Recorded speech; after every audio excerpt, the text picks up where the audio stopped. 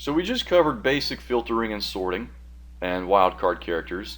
Let's talk about the advanced filter, but before we do that, I'm going to use some hotkeys to clean up our data. And hotkeys are important to know mainly just to impress your boss. I'm just kidding. It's important to know the hotkeys so you can use the system effectively. It feels good to be able to use the system quickly and cleanly and efficiently. So now for a guy with a small brain like me, it takes a lot of effort to actually learn these hotkeys and instill them into your practice, but I promise you if you take the time and the diligence to learn these hotkeys, they'll pay off in spades later. Okay, so if you press Alt-A-C, it'll clear the data set, all the filters. Now if you press Alt-A-T, it'll toggle these drop-down boxes up the top, the filter drop-down boxes. Now if you have the drop-down boxes activated, you can press Control-Up to get anywhere into your header range here, and the Alt-Down hotkey. Alt-Down always opens up the drop-down menu. And so this works for even in-cell data validation, just a drop-down box. So now once you open up this, you can use the hotkeys. So O right here, if I press O, it'll sort by ascending. Alt-Down S sorts by descending. Or I'm sorry, I had those backwards. Now if you go down to E, it'll just get down to the search and you can type a search, or you can just arrow down from there and use spacebar to toggle these checkboxes. Okay, on to the good stuff, the advanced filter. So what is the advanced filter good for? Well, it's for advanced filtering. So what are the shortcomings of the existing basic filter that we just covered? Well, with the basic filter, you can set multiple conditions across one or multiple columns, but you cannot have distinct conditions throughout multiple columns. For example, verbally, if we wanted the 18-year-olds from Michigan and the 19-year-olds from Ohio, we can't really do that with the basic filter. We would get both 18 and 19-year-olds for both Michigan and Ohio. Okay? And in addition to that, the advanced filter is good for, I'll say, more complex relative conditions. So if something in this column, then that'll determine what we're looking for in another column. The advanced filter can do that as well. So the perceptive viewer may have seen that I have a few hidden rows up here. And you're probably thinking to yourself, hey Lee man, secrets don't make friends. What you hiding? Well, this is just some infrastructure to use for the advanced filter. So how does it work? Well, let's open up the dialog. So we're basically setting some ranges here. So we have our list range. This is just the complete data set that we're filtering. And the criteria range, this is how we specify our constraints and criteria for the filter. And so the criteria range, it must be a table that has headers. Okay, and it doesn't need to have all of the headers contained in the data set. It can have a subset of them, but the headers that it does have must match exactly the headers in the data set. There can be no typos. And then here up top we can filter the list in place, which is what I typically do, or we can copy it to another location if we want to duplicate it. We can also do unique records. So let's just set this like this. So we're setting the ranges now. Now it actually filtered right there, but I don't have any constraints, and so it filtered nothing. And let's just do an example. So let's do Michigan, only Michigan, people in Michigan State, Michigan, and then 19-year-olds. Okay. So now, if I reapply the filter, what do you think will happen?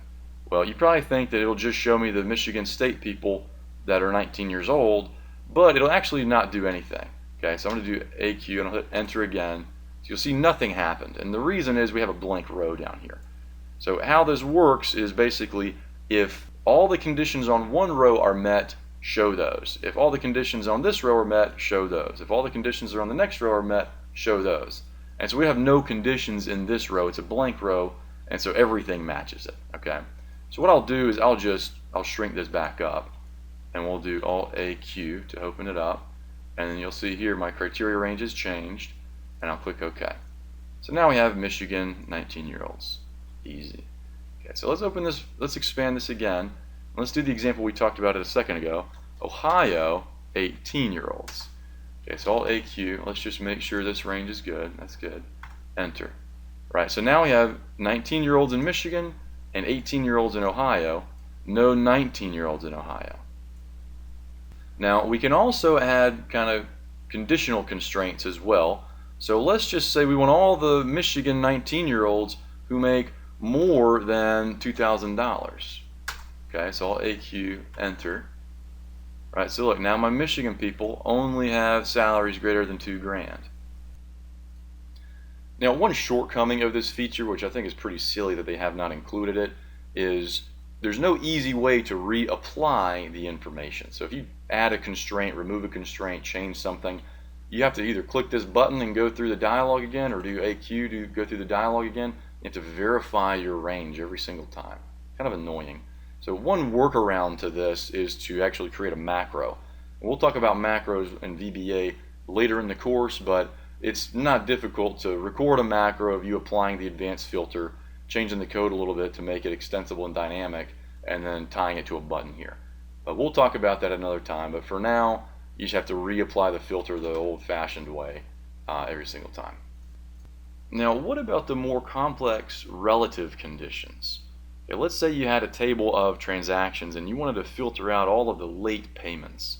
Okay, so your condition would be, does your payment received column have a date that's greater than the due date column? If so, reveal it. You can't do that with the previous methods that we've discussed, because all these do is evaluate the values in the corresponding column. Does the state equal Michigan? Does the age equal 19? And is the yearly earnings greater than 2,000?